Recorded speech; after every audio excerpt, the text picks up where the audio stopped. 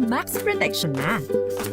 Kasi pag kulang ang proteksyon, baka madaling masira. Sa ngipin, dapat may max protection din. Max sa halaga ng unique toothpaste. With Max Protect Formula, help stop cavities before they start, while keeping breath fresh. Try unique maximum fluoride protection. Para max alaga, max protektado. ACS.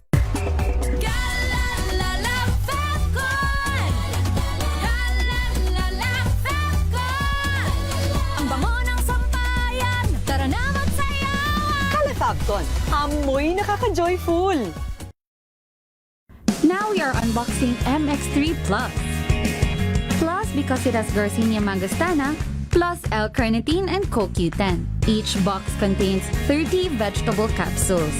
And you can get them in leading drugstores nationwide and online in Shopee, Lazada, and mxvph.com. Mahalagang paalala, ang MX3 Plus ay hindi gamot at hindi dapat gamiting panggamot sa anumang uri ng sakit.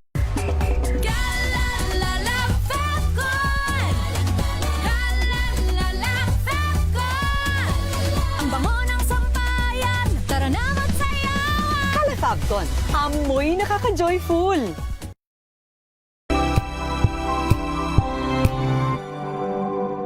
Hello, Washi! Laundry day na naman! Yay! Anong meron? Mancha ng chocolate, Oh. putik, may libag pa! Kaya natin yan! With Pride Washing Machine Detergent, may triple stain-away formula. Tanggal ang makapit, madikit, at malupit na dumit mancha.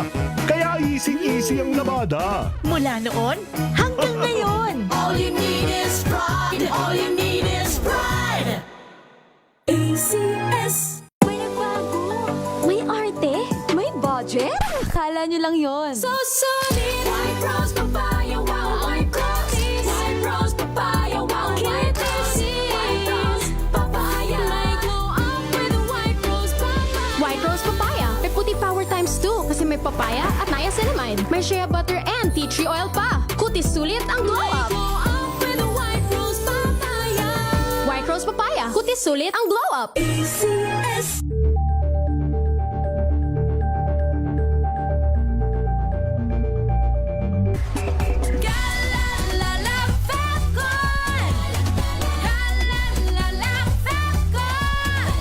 Ang bango ng sampayan, tara na magsayawan! Fabcon, amoy nakaka-joyful!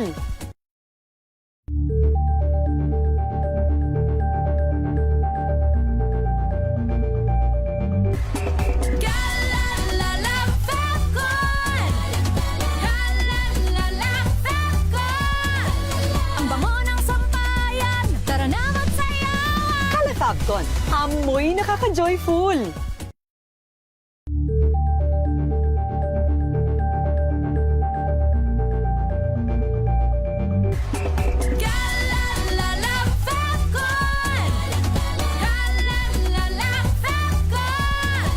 Ang bango ng sampayan, tara na magsayawan! Fabcon, amoy nakaka-joyful!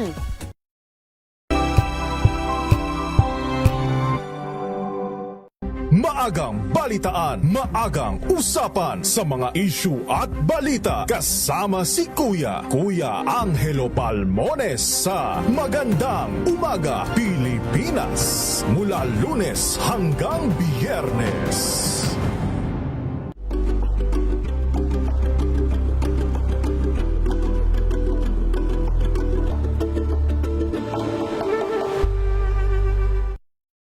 Ang mga maiinit na isyung pambayan, mga balitang kailangan mong malaman, usapin sa pamahalaan, politika, ekonomiya at kabuhayan. Ito ang mga dapat mong malaman, pakialaman at pag-uusapan dahil kayo ang tinig ng mamamayan dito sa Damdaming Bayan. Live sa DZRH Radio, DZRH TV at DZRH Digital. Kasama sina Lakay, Deo Makalma at Elaine Apit. Araw-araw, Lunes hanggang Biyernes. Damdaming Bayan.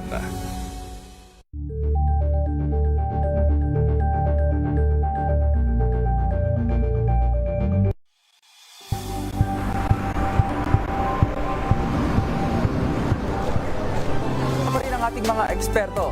Dito lang sa Expert Opinion. Ito ang The Better News. TNVS. Trending and Isang kwento, iba't ibang anggulo. Dito sa Point. Bawat pananagutan ating tatalakayin dito sa Hoy. Bawal yan.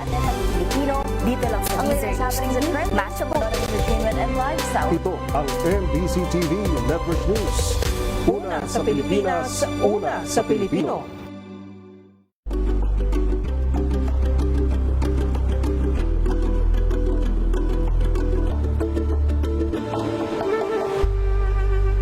Tumunog na ang gandingan para sa kalikasan. Ang itinanghal bilang Best AM Radio Program Host ay si Cesar Chavez para sa DCR Reach! Pangunahing balita! Alas 7:20. Tuloy ang mga pangunahing balita. Nagpatupad ang PNP ng mas mahigpit na seguridad sa loob ng mga paaralan sa buong bansa matapos ang insidente ng pananaksak sa isang private school sa General Trias, Cavite na ikinasugat ng 7 mag-aaral. Kaugnay ito sa kaso ng pananaksak ng isang 14 anyos na estudyante na pumasok sa isang grade 5 classroom at inundayan ng saksak gamit ang kitchen knife ang 7 grade 5 students na sinasabing nambubuli sa kanya. Nasa kustodiya na ng social welfare officials ang suspect para sa medical and psychological evaluation. Kinunda na naman ng Alliance of Concerned Teachers ang insidente at sinabing patunay ito ng matagal ng problema sa kakulangan ng guidance counselors at support personnel sa mga paaralan. Nakatakdang humarap naman sa NBI si dating Ateneo head coach Todd Baldwin bukas. Kaugnay ito ng nagpapatuloy na investigasyon hinggil sa pagkamatay ng Ateneo student athletes na sina Rene Baterbonia at Divini Adili habang nasa team building activity sa Aurora. Ayon kay NBI Director Melvin Matibag, kinumpirma ng abogado ni Baldwin ang pagsupot nito sa NBI bukas matapos mabigong tumugon sa nauna ng sabpina na inisyu laban sa kanya at sa buong team ng Ateneo Men's Basketball Team. Hit ni Matibag, malabong matapos ang investigasyon ngayong linggo dahil marami pang individual ang nakaschedule na humarap sa NBI. Samantala, tumanggi namang magkomento ang NBI sa posibilidad ng foul play sa pagkamatay ni Baterbonia at Adili at iginit na kailangan munang matapos ang pagsisiyasat bago ang konklusyon. Permado na ng Department of Justice ang Immigration Lookout Bulletin laban kay Todd Baldwin at Team Manager Christopher Kimpo at iba pa. Kaugnay ito sa nagpapatuloy na investigasyon sa pagkamatay ng 2 Ateneo basketball players. Ayon kay Justice Secretary Frederick Vida, inatasan na ang Bureau of Immigration na mahigpit na bantayan at i-monitor ang bawat galaw o anumang pagtatangka ng mga nabanggit na individual na lumabas ng bansa. Nilinaw naman ang kalihim na bagamat hindi ito katulad ng isang hold departure order, obligasyon naman ng immigration na agad ipagbigay alam sa DOJ kung may magtatangkang umalis ang mga ng bansa mga sangkot. I have assigned today an ILBO, an Immigration Lookout Bulletin or against the following individuals who have thus far been identified in the investigation. First is Sir Thomas Anthony Baldwin or Tab, former head coach of the Ateneo men's basketball team. Mr. Christopher Kimpo, the former team manager. Mr. Reynaldo Jacinto Jr., assistant coach. Mr. Dean Castaño, assistant coach. And Mr. Sandro Soriano, also an assistant coach. Si Justice Secretary Frederick Vida. Samantala, wala pang natatanggap na anumang formal notice ang DILG at PNP hinggil sa manoy arrest warrant mula sa International Criminal Court laban kina Senator Bongo at 2 dating polis. Ito ang nilinaw ni DILG Secretary John Vic Remulla kasunod ng pahayag ni Davao City Representative Pulong Duterte na may inilabas ng ICC warrant laban kina Senator Go. Ayon kay Remulla, maging si Justice Secretary Frederick Vida ay wala ring natatanggap na anumang abiso tungkol dito. Si Go ay kabilang sa mga pinangalanan ng ICC na co-perpetrators ni dating Pangulong Rodrigo Duterte sa kasong crime against humanity kaugnay ng war on drugs. Una nang sinabi ng Malacanang na agad na ipatutupad ang anumang arrest warrant mula sa ICC. Formal nang naupo si Senator Win Gatchalian bilang Senate President. Kasunod ito na special session ng Senado kahapon, alinsunod sa direktiba ng Pangulong Bongbong Marcos. Opisyal nang pinalitan ni Gatchalian si Senator Alan Peter Cayetano matapos makakuha ng 13 boto kasabay ng paglipat ni Senator Joel Villanueva. Kaugnay nito, tuluyan na ngang natuldukan ang 2 linggong Senate leadership dispute na naging sentro ng mga debate at nagdulot ng pagkalito sa mga empleyado ng kapulungan. Samantala, nahalal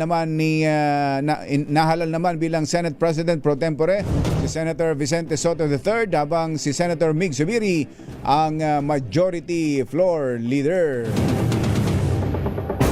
Tinanggap na ng mga senador na kaalyado ni Senator Alan Peter Cayetano ang pagkakahalal kay Senator Sherwin Gatchalian bilang bagong Senate President.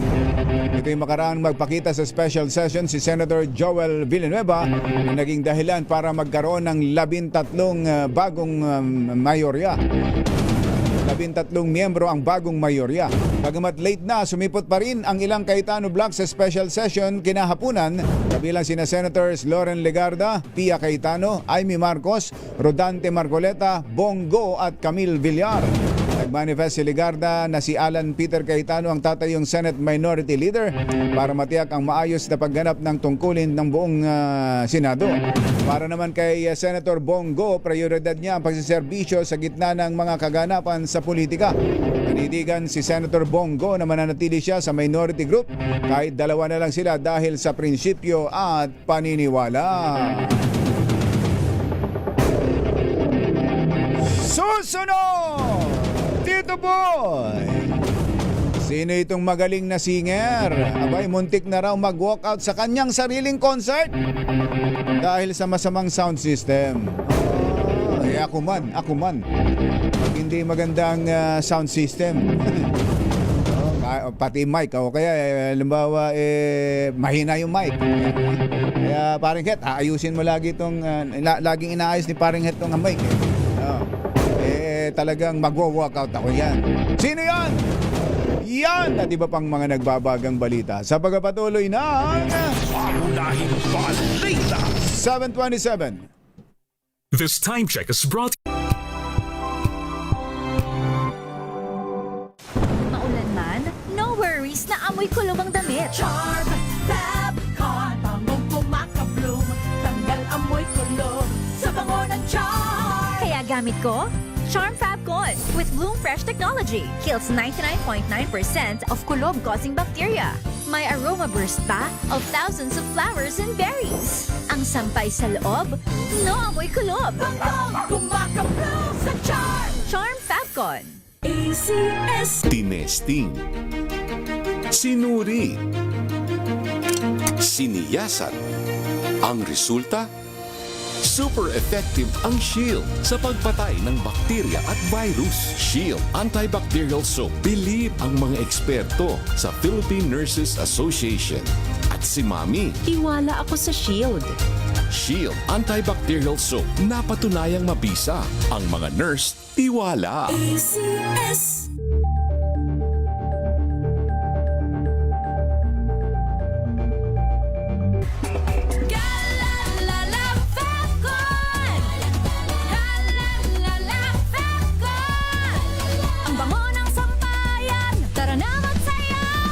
Fabcon, amoy nakaka-joyful.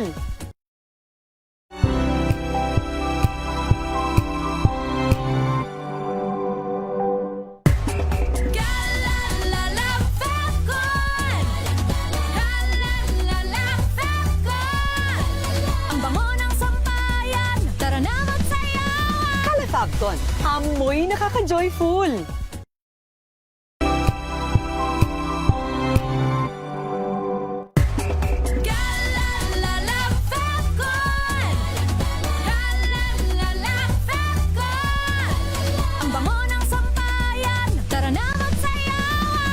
Nakakapagton. Amoy nakaka-joyful.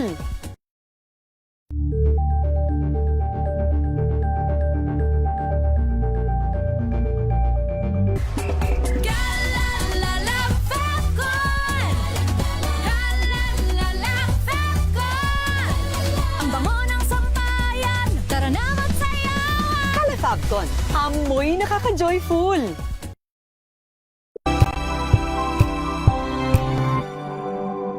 Tumunog na ang gandingan para sa kalikasan. Ang nagkamit ng parangal bilang Best News Anchor ay walang iba kundi si Angelo Palmones ng Magandang Umaga Pilipinas, DZRH Radio 666 kHz.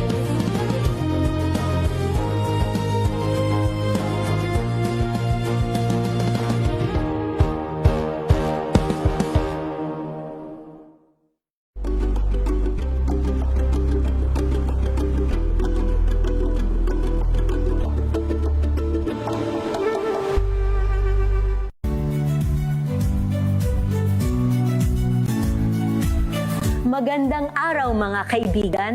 Ito po ang inyong balerina ng bayan, si Lisa Makuha Elizalde, na nag-aanyaya sa inyong samahan kami at ang aming mga espesyal na panauhin para sa kalahating oras ng masayang kwentuhan sa aming programang Art to Art, kung saan ang usapang sining at kultura ay para sa lahat. Huwag kaliligtaan, tuwing linggo, alas 3:30 ng hapon, dito lamang sa DZRH Radio, DZRH TV, at via online streaming.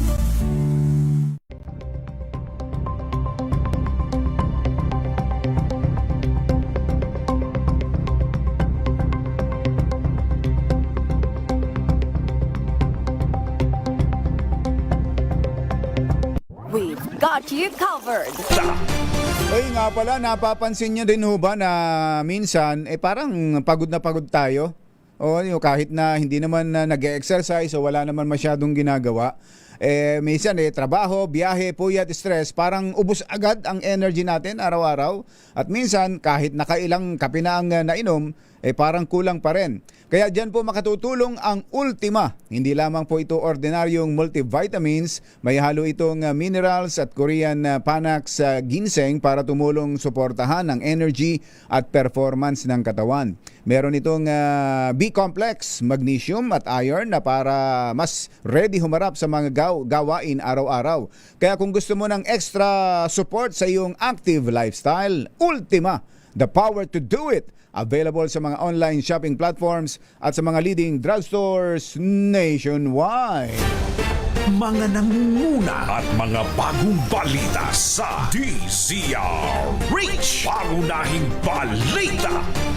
Pinapaalala nga po pala ng PAGCOR na ang PAGCOR Photography Contest 2026 ay hanggang katapusan na lang nitong June.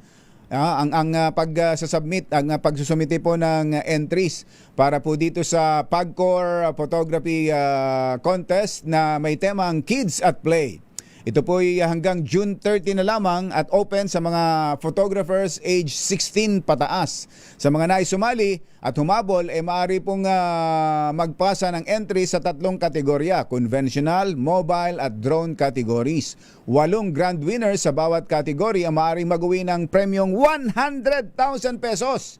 Ayan ha. Kaya ang sabi po ni PAGCOR Chairman at CEO Al Tenco, ang mga tradisyonal na larong pambata ay hindi lamang nagbibigay saya kundi humuhubog din ng disiplina, tiyaga, sportsmanship at tatag ng loob. Ano pang hinihintay ninyo? Ikwento na ang mga eksenang nagbibigay buhay at saya at sigla ng kabataan sa pamamagitan ng mga larawang likha ng inyong mga kamera. Ayan ha. So ang deadline ng submission of entries ay June 30. Ayan, meron na lamang halos 2 linggo para kayo ay makasali dito sa PAGCOR Photography Contest 2026. Puntahan lamang ang kanilang website. Mga nangunguna at mga bagong balita sa DZRH. Pangunahing balita.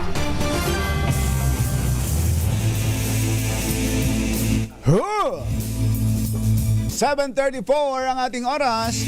Magtanong nga tayo sa economist, ano bang nakikita nila sa kanilang mga bolang kristal? Gumagamit ba sila ng bolang kristal? Ano bang nakikita nila sa takbo ng ekonomiya natin? Lalo na ngayong medyo kumakalma-kalma na ang sitwasyon sa Senado, sa politika. At kalmado na rin sa Middle East. Ang giyera sa Middle East ay tapos na. Bagamat bukas po ang inaasahang pirmahan ng peace deal. Si Mr. Michael Ricafort ng RCBC Chief Economist, makibalita tayo, lalo na sa oil prices. Sir Michael, magandang morning. Si Ka Jerry po ito. Magandang umaga po Ka Jerry at sa inyo mga taga-subaybay po. Nice to be back po. Yes sir.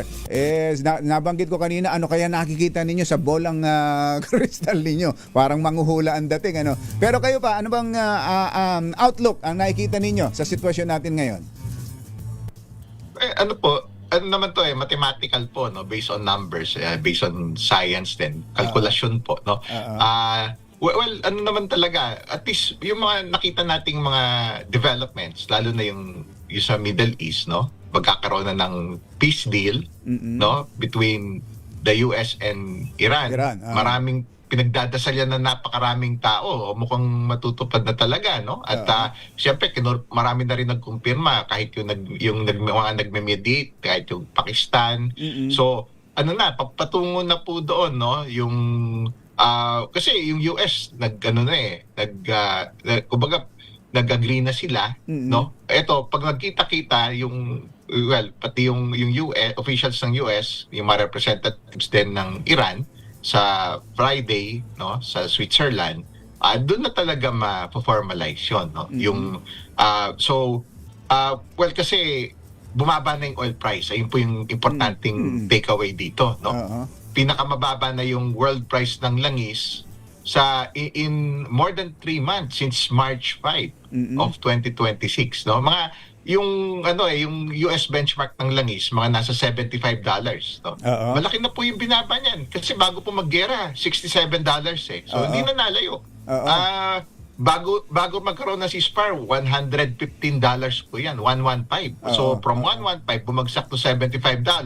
Bago maggera, konti na lang, $67 noong February 27. So magandang balita po yun. It's a welcome development for everybody kasi this is just comparable nung nung uli natin nakita din ito, yung $75. A year ago, nung may 12-day na nagkaroon po ng 12 days na po na nagkaroon ng attacks yung US, Israel versus Iran, no? So hawig na po doon sa a year ago noong June 2025 yung sitwasyon. Yan, tapos yung hinihintay na lang po ng lahat, mabuksan na yung Strait of Hormuz para yung mga bagong supply ng langis from the Middle East makalayag na, makabiyahe na at masupplyan na yung buong mundo. Kasi sarado po yan magmula ng gera for more than 3.5 months. No? Parang, of course, reality check, Jerry. Ayun, yung realidad, doon sa Strait of Hormuz, kasi may mga mines daw na laid dyan, sea mines. Kailangan i-clear out pa yan. Kaya yun din yung, kasi ang target, yung sabi ni Trump, partial reopening ng Strait of Hormuz. Mula yung sa kasalukuyan at pagdating daw ng ito target yung full reopening. Mix kasi yung view ng US officials try nila mag full reopening starting pagka-sign na agreement sa Biyernes. Pero yung iba naman sa ibang US officials within 30 days. So within 30 days try nila na ibalik yung volume ng mga barko na marami na nadaan sa Strait of Hormuz bago nagsimula yung gera within 30 days. So pero may reality check, kailangan yun yung sinasabi ng mga European allies, no, na kailangan i-clear muna yung mga mines kasi otherwise delikado, mapanganib, baka sumabog yung mga matamaan yung mines, baka may maiwan pa sa mga ships. Baka may maiwan pa, kailangan clear. Okay, hinihintay po yun, no? Hinihintay po talaga yun, yung realidad na yun. At kasi ngayon, technically, parang, may mga claims na past couple of days and weeks, meron nang in-escort daw yung US na mga ships. Sabi nga ni Trump, 200 ships carrying mga 100 million barrels na nakalabas daw dito sa sa Strait of Hormuz. Kaya yun pinintay ng buong mundo. Kasi mabuti na lang, may yung ibang bansa, marami silang mga inventaryo. Yung po yung nagamit ng panahon ng gera nung wala pong bago supply. Kasi demand supply po yan eh. That's, nung sarado yung Strait of Hormuz, that's 20% ng langis ng buong mundo. And that's about 25% ng liquefied natural gas ng buong mundo. So, na-disrupt po yun. Kaya ginagamit po yung existing inventories. Kasi ayun din based sa US Intelligence and for the past couple of weeks, kailangan talaga mabuksan na ngayong Hunyo yung Strait of Hormuz kasi nagamit na yung mga inventory ng mga bansa na maraming inventaryo. Kailangan kasi mag-replenish kasi demand supply. Imagine niyo po. Opo, pero at least yan, papunta na sa tamang direksyon, na yun po importante. Kaya gumanda na yung financial markets natin. At least yung piso lumakas na, nasa 60.30 levels. No? That's the best levels in nearly 2 months, no? Since April 22. Yung stock market natin nag-improve na rin to the highest in 3 months, above 6,000, mga 6,100. Tapos yung interest rates, bumaba na rin yung bond yield sa bansa natin, the lowest in 1.5 months. Tapos so yun, nagdidiwang yung mundo, no? Hopefully bababa yung presyo ng gasolina, diesel, LPG sa mga darating na araw at mga linggo. Dito sa atin, kasi yan. Dito sa atin, Sir Michael, ito, bukas pa lang yung pirmahan, pero sa international market, ganun na kaagad na ibinaba. Dito ba sa atin, dapat ay sumunod din tayo kaagad sa pricing ng petroleum products pagbaba sa international market tulad ng ginagawa nila dati. Pag tumaas doon, taas tayo. Pag bumaba, parang ang hirap-hirap ibaba. So, ine-expect ba natin by next week malaki ang ibababa sa petroleum products natin? Well, in fairness, doon po yung direction kasi malaki-laki rin well ngayon, yung crude prices, crude oil, yes, bumaba na, no? Below 80 na karamihan ng benchmark kasi may Brent pa yan, meron pang Dubai crude. In fairness, 70 levels na lang sila. Malayo na rin po. So, tapos lumakas yung piso. No, nag-appreciate na may git piso, no, this week lang. Kaya yung kombinasyon ng factors na yun, malaki yung chance po talaga ng rollback. And market forces naman po yan, Jerry, no? Kasi noong packet, market forces, ngayon pababa, market forces din. Mayroon din namang competition, no? Tsaka nakatutok yung mga otoridad natin. Di ba nakita naman din natin kung paano bumaba din yung diesel, no? From as high as 150 to 170 pesos per liter, noong Abril po yun, after bandang mga 2 months ago. Ngayon at least, nasa na lang siya, depende ko sa lokasyon, around 70 to 80 peso levels per liter. Halos magkalapit na po sila ng gasolina. Ang gasolina galing po yan sa mahigit 100 pesos, no kasagsagan. So may chance pa na bumaba pa, no, na in the coming days, no. So halimbawa kung nandoon sa 70s to 80s, mukhang mabawasan pa siguro mga another 10 pesos siguro this week or next week, di ba?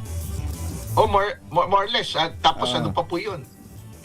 Yan, it's a function kasi yung finished petroleum products, yung minoplats na sa Singapore, yun, separadong merkado po yun, yung gasolina, diesel, pero dapat correlated po doon. Kung bumaba yung world crude oil prices, maganda yung chance susunod din po yun. Kasi demand supply din po. Merong ibang dynamics minsan sa finished good market. Ito crude oil, pero malaki kasi hindi po dahil pero unti-unti, hopefully mag-normalize. Give it a few more weeks or months. Kasi magbabase po yan sa demand supply yan kung dadating po yung mga bagong supply from the Middle East, from the Strait of Hormuz. So, parang pa rin, wait and see pa rin, no? Kasi parang yung pirmahan, kailangan talagang, kasi for the past 2 months, medyo, minsan may optimism. So, dapat minsan hindi natutuloy Minsan, makita po yung actual. Minsan may mga nauutlot pa Pero sa nakikita ninyo, kailan babalik pa kaya sa pre-war level ang prices? Hindi lang petroleum prices, kundi pati iba pang prices of basic commodities dito sa atin. O kaya mga kailan kaya kung sakasakaling mangyayari yon? Well, kasi Jerry, ganito po, no? Yeah, give it a few months, no? Kasi pag dumating na yung bagong supply, dadagdagan yung supply sa mundo, no? Nagaling sa Middle East, sa Strait of Hormuz. So, yun, bababa talaga. Actually, inunahan na nga ngayon, no? Kahit wala pa yung bagong supply. So, magandang balita pa rin, no? Kasi magre-reflect yan doon sa mas mababa na presyo, eventually, locally, no? Tapos, syempre, yung price pressures, yung inflationary pressures, mababawasan.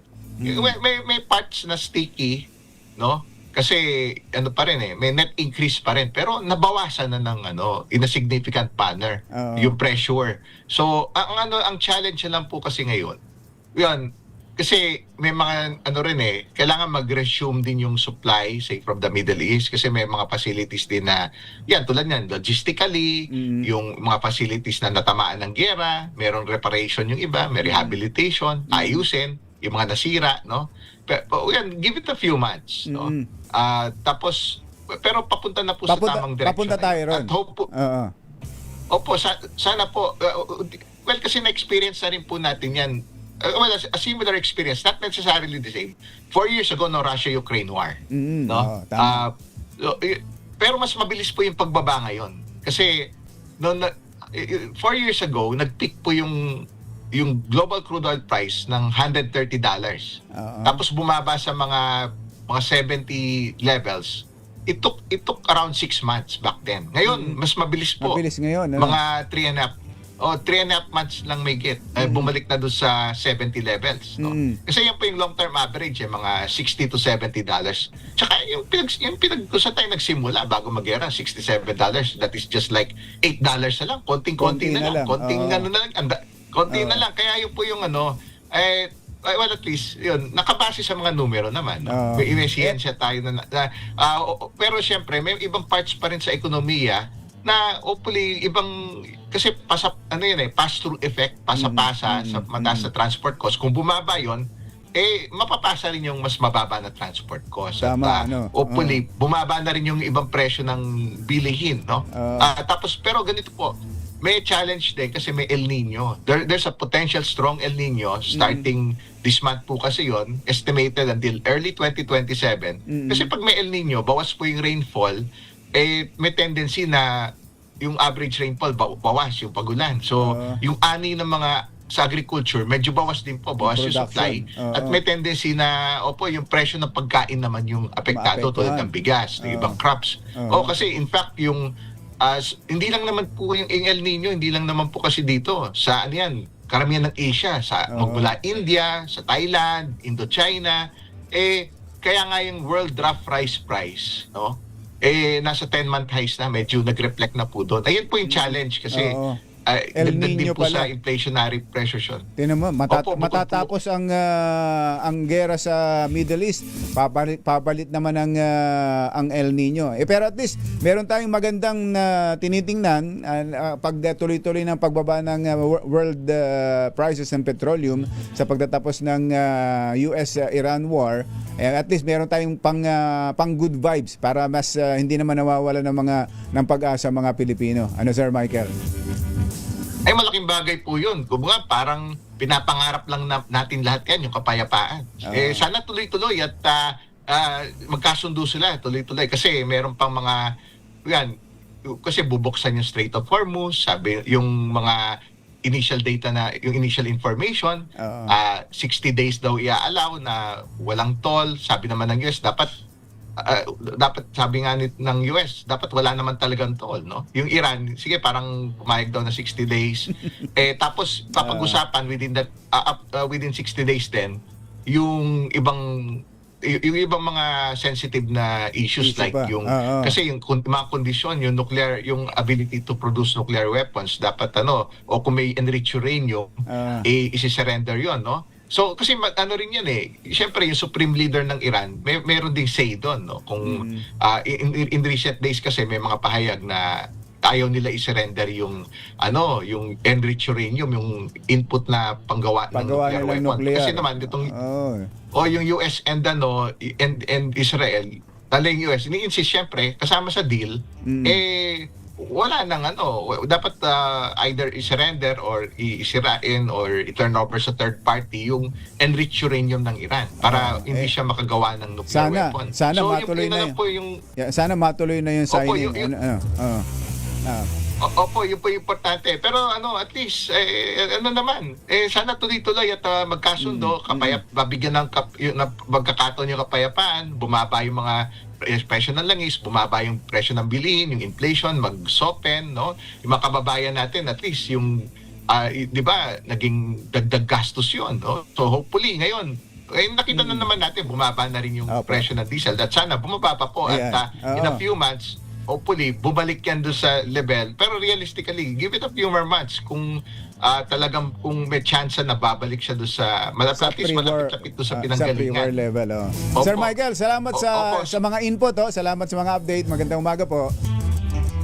Opo, magandang umaga rin po, Mr. Jerry at sa inyong mga taga-subaybay po. Si Sir Michael Ricaport, RCBC Chief Economist. Mga nangunguna at mga bagong balita sa DZRH. Pangunahing balita.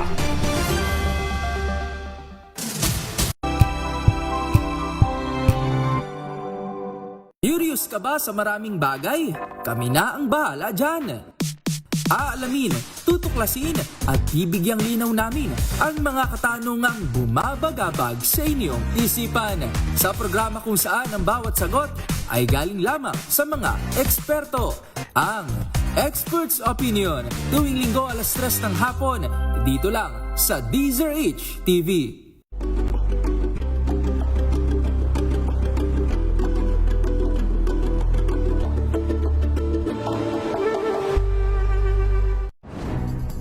Good vibes ang hanap mo? Dito ka na sa sigurado! Mula sa mga istoryang nagbibigay ng inspirasyon hanggang sa mga kwentong may dalang solusyon. Mga balitang pampagaan ang pakiramdam at pampaganda ng araw. Hindi lang basta good news, kundi the better news. Mula Lunes hanggang Biyernes, 1:00 ng tanghali sa DZRH TV.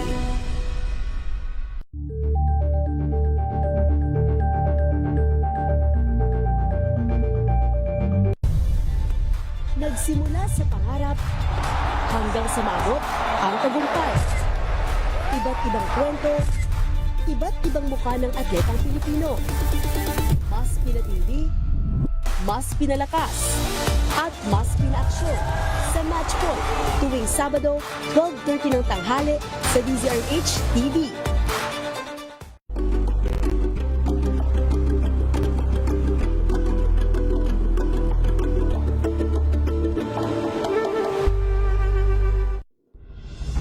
Tuloy-tuloy ang pagtulong, tuloy-tuloy ang pagseserbisyo at tuloy-tuloy ang balitaan kasama si May Binauhan sa Operation Tulong mula Lunes hanggang Biyernes.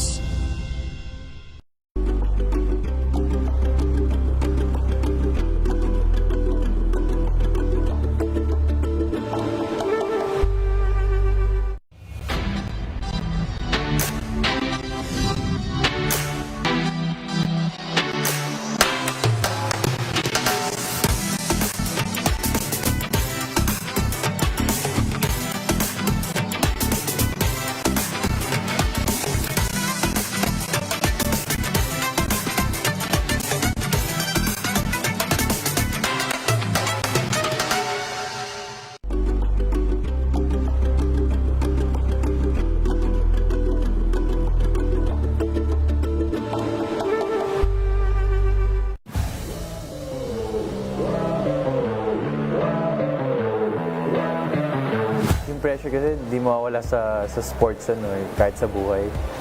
Pero siguro kung paano mo rin take yung pressure, ano yung sasandalan mo, ano yung panghawakan mo, ano yung mga, siyempre may mga inspirasyon ka, motivation. So yun yung mga sinasandalan ko. Overwhelming, ang daming support, ang daming nagmamahal. Nakakataba ng puso talaga. Naging immature ako pero masabi ko, green flag. Hi guys, ako si Andre Carakut, a professional basketball player. Naglalaro para sa Rain or Shine. Abangan ang aking exclusive interview dito lang sa DZRH TV Matchpoint. Mabuhay ang atletang Pilipino. At yan ang mga latest updates sa mundo ng sports Para sa MBC TV Network News, ito si Andre Caracot. Una sa Pilipinas, una sa Pilipino.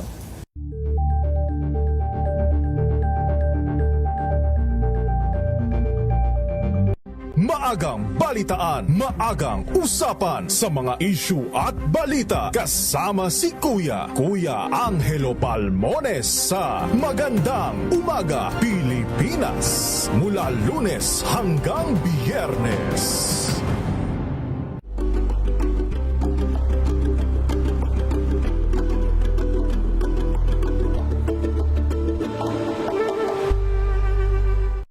Alamin ang mga maiinit na isyung pambayan, mga balitang kailangan mong malaman, usapin sa pamahalaan, politika, ekonomiya at kabuhayan. Ito ang mga dapat mong malaman, pakialaman at pag-uusapan dahil kayo ang tinig ng mamamayan dito sa Damdaming Bayan. Live sa DZRH Radio, DZRH TV at DZRH Digital. Kasama sina Lakay, Deo Macalma at Elaine Apit. Araw-araw, Lunes hanggang Biyernes. Damdaming Bayan. Kuya Angel po, si Angelo Palmones nag-iiwan sa inyo na isang magandang umaga. Maraming salamat. Life goes on! Good morning, Lakay! Good morning, Sister At good morning! Magandang mainit na umaga. Kuya Angel po, si Angelo Palmones nag-iiwan sa inyo na isang magandang umaga. Maraming Sa salamat. Pilipinas, una sa Pilipino.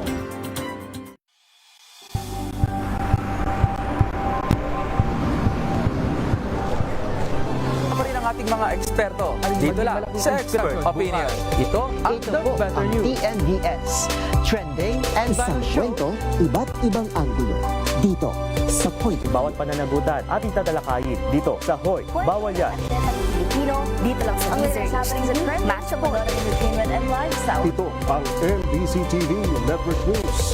Una sa Pilipinas, una sa Pilipino.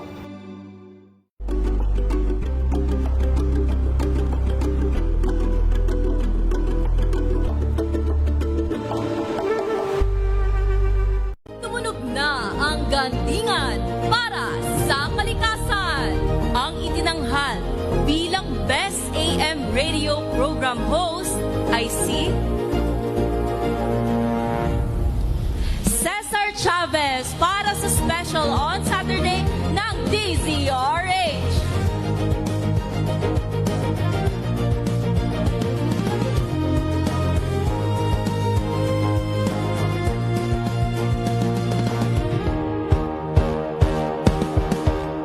Dos por dos.